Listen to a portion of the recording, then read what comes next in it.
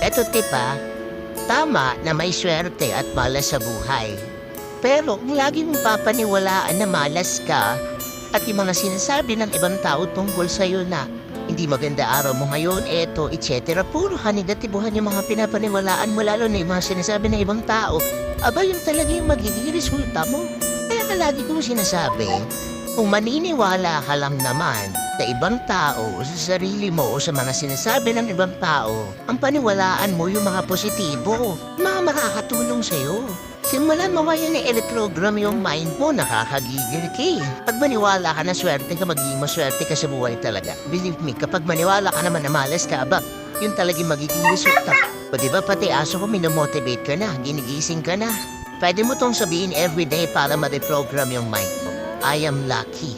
I am lucky every day. Gawin mong mantra yun. Okay?